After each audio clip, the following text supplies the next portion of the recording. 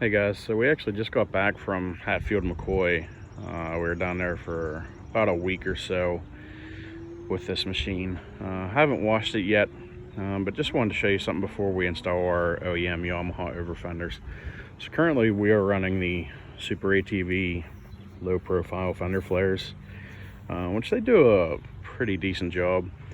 You have about 2.5 to 3 inches of coverage at the top, and then they kind of widen out at the bottom, probably with the widest part being about 3.5 to 4 inches.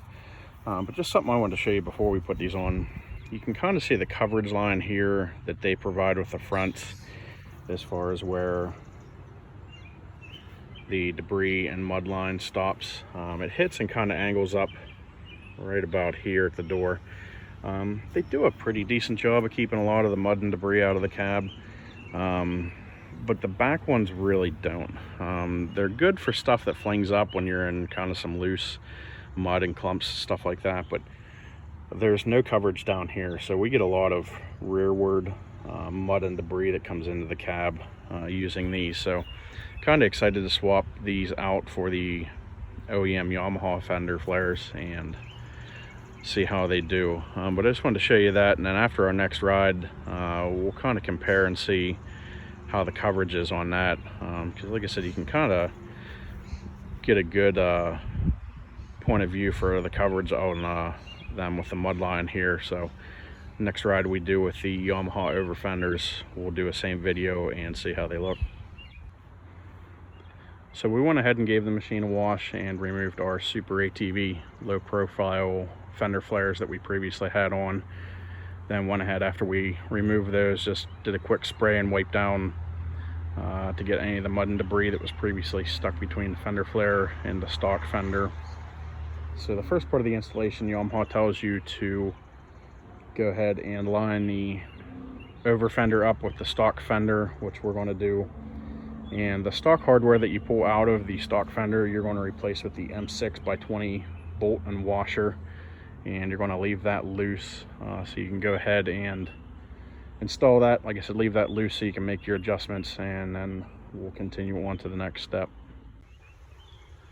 So now that we got the OEM over fender mounted up with the two provided hex head bolts, what Yamaha wants you to do next in the directions is go ahead and start drilling out these holes all around the OEM flare. So there's going to be a total of 7 of them. They want you to drill all of them, but do not install the 8mm rivet push pins in 7, which is that, and 6. So the 2 at the top, they want you to hold off on installing the 8mm rivet push pins and that, but we went ahead and drilled one of these out for the first one, and I'm going to push this in here once we get it lined up,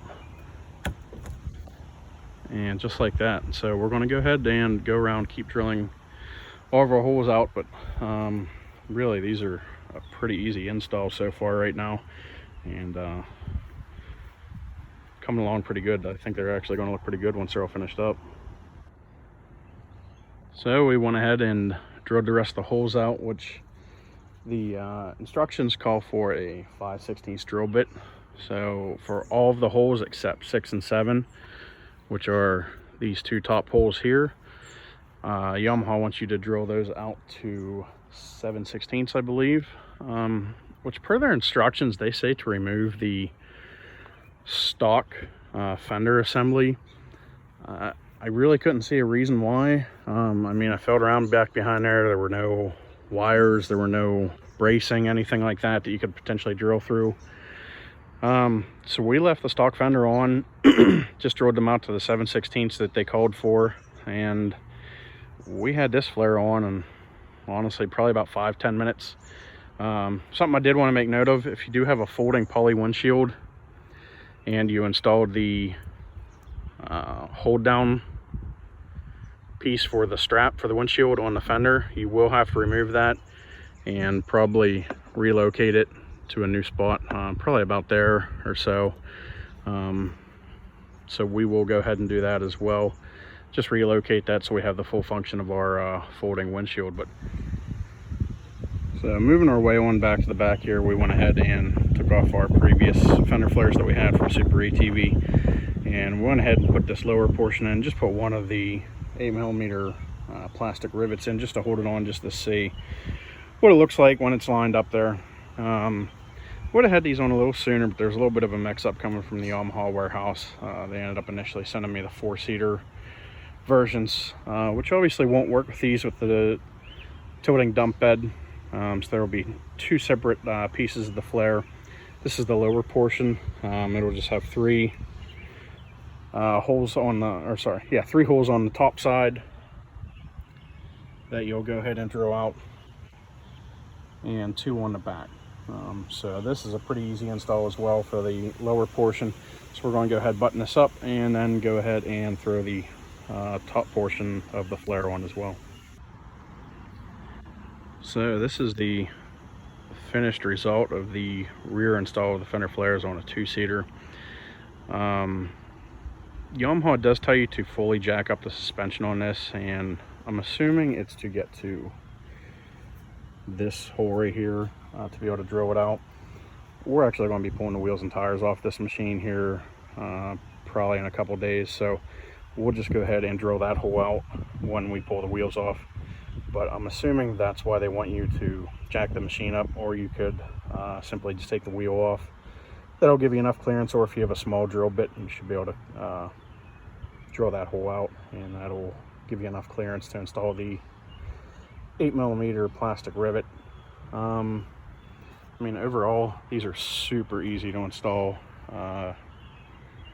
Aside from taking the Super ATV fender flares off, I could probably have all these installed within a half hour. They're really clean. I think they're going to do a good job. I guess you could say if I had a complaint about them, the only complaint I would have is if you have one of the higher end models that do have some of the bed logos, the special edition logos, things like that, you do go ahead and you do have to drill through those, and it does cover them up. But other than that, they're a pretty clean install. I think they're going to do pretty good. They give a pretty good coverage. It's going to be nice having some of the lower protection there. They look good. You know, unfortunately, a lot of the mud flares that are on the market are pretty awful looking. I think these are probably the best looking ones so far. Definitely when it comes to ease of install, like I said, half hour at tops to have these on. Just have to drill a couple holes, put the push pins in. Really, that's about it. If you guys have any questions, leave them in the comments below. Thanks.